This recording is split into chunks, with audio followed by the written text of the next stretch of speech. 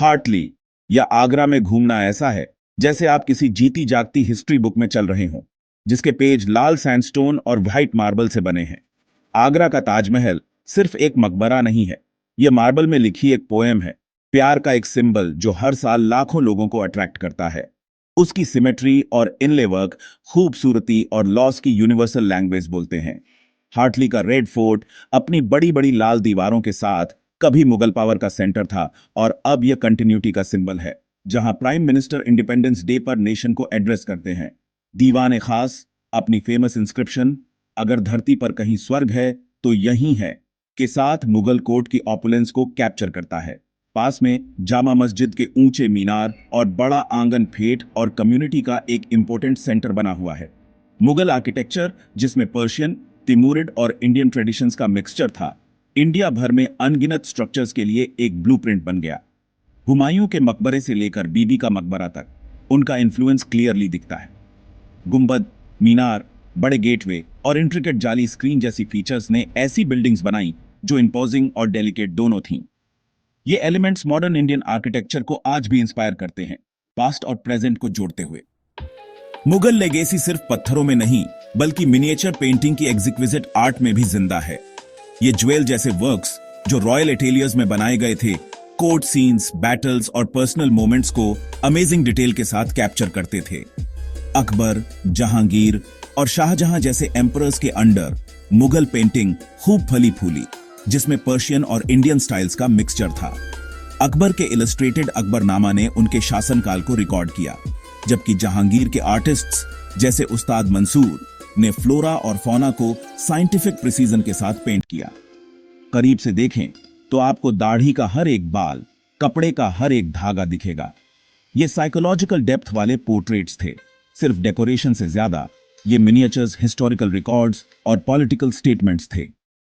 आज उनका influence Indian textiles, jewellery और यहां तक कि बॉलीवुड के विजुअल स्टाइल में भी दिखता है। जयपुर और उदयपुर में आर्टिस्ट्स के परिवार आज भी इस डिमांडिंग क्राफ्ट की प्रैक्टिस करते हैं, वही टेक्निक्स यूज करते हैं जो उनके पूर्वज करते थे। मुगल आर्ट एक जीती जागती धागा बनी हुई है जो हमें इंपीरियल कोर्ट के स्प्लेंडर से जोड़ती है। मुगलों ने अपनी खूबसूरती के प्यार को लैंडस्केप में भी बढ़ाया, जिससे आइकॉनिक चारबाग गार्डन्स बने।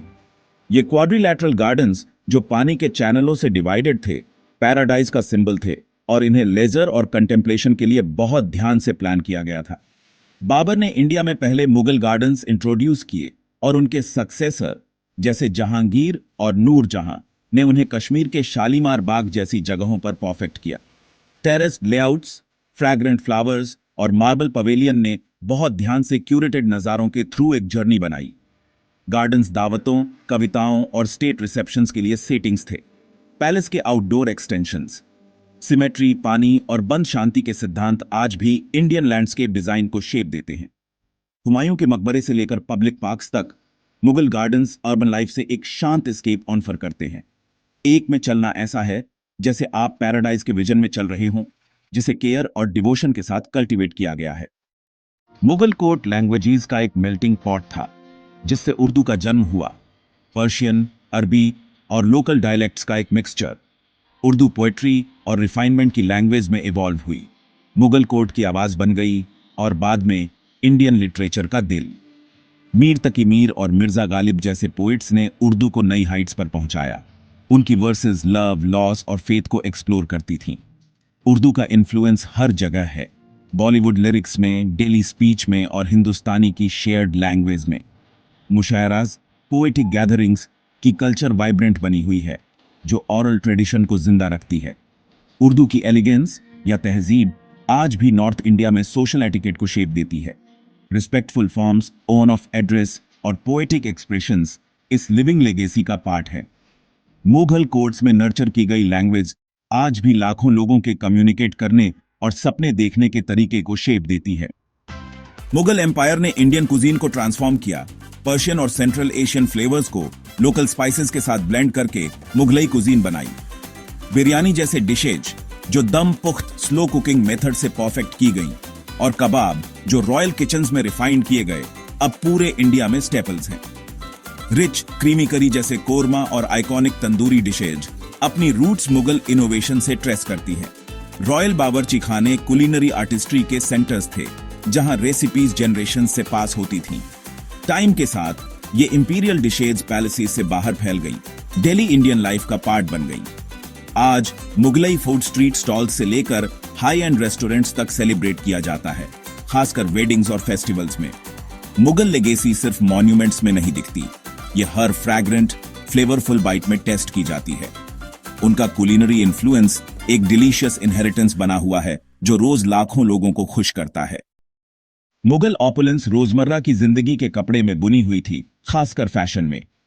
उन्होंने लग्जरी फैब्रिक, इंट्रिकेट एम्ब्रॉयडरी और एलिगेंट सिल्हूट्स इंट्रोड्यूस किए, जिसमें सेंट्रल एशियन, पर्शियन और इंडियन स्टाइल्स का मिक्सचर था। पुरुषों द्वारा पहना जाने वाला जमा और महिलाओं के लिए लहंगा और पेशवाज ने एलिगेंस के नए स्टैंडर्ड सेट किए और मॉडर्न इंडियन अटायर के लिए इंस्पिरेशन बने हुए हैं। पगड़ी या पगड़ी और रिचली एडॉर्न्ड गारमेंट्स स्टेटस और टेस्ट को सिग्निफाई करते थे। एम्प्रेस नूर जहां एक ट्रेंड सेटर थीं, उन्हें नए फैब्रिक और डिजाइन इन्वेंट करने का क्रेडिट दिया जाता है।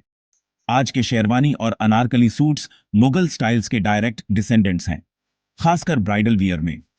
डिजाइनर्स आज भी मघाल मोटिव्स, पैसले, फ्लोरल और जियोमेट्रिक पैटर्न्स को अपनी क्रिएशंस के लिए यूज करते हैं। मुगल स्प्लेंडर इंडियन सेलिब्रेशंस में जिंदा है, जो प्रेजेंट को एक शानदार पास्ट से जोड़ता है। मुगल एम्पायर की स्पिरिट बनी हुई है, मॉडर्न इंडियन लाइफ की टेपेस्ट्री में बुनी हुई। उसकी लेगेसी हमारे बोलने के शब्दों में, हमारे खाने में, हमारे पहनने के कपड़ों में और उन मॉन्यूमेंट्स में जिंदा है जो हमारी स्काईलाइंस को डिफाइन करते हैं। मुगल एरा कल्चरल सिंथेसिस का एक टाइम था, गंगा जमुनी तहजीब, जिसने इंडिया की आइडेंटिटी को शेप दिया। रोजमर्रा के कस्टम्स, पोलाइट ग्रीटिंग्स से लेकर पोएट्री और म्यूजिक के प्यार तक इस शेयर्ड हेरिटेज को रिफ्लेक्ट करते हैं। मुगल टेस्ट मेकर्स थे, जिन्होंने सदियों तक कल्चरल टोन सेट किया। उनका इन्फ्लुएंस इतना डीपली एम्बेडेड है कि इसे इंडियन लाइफ से अलग नहीं किया जा सकता। रेड फोर्ट की भव्यता से लेकर एक मामूली कबाब स्टॉल तक, मुगल प्रेजेंस एक एनरिचिंग रियलिटी है। उनकी लेगेसी फ्यूजन की एक स्टोरी है, आर्ट, फूड, लैंग्वेज जो इंडिया के कपड़े में बुनी हुई है, एक शेयर्ड इनहेरिटेंस जो इंस्पायर और यूनाइट करती रहती है।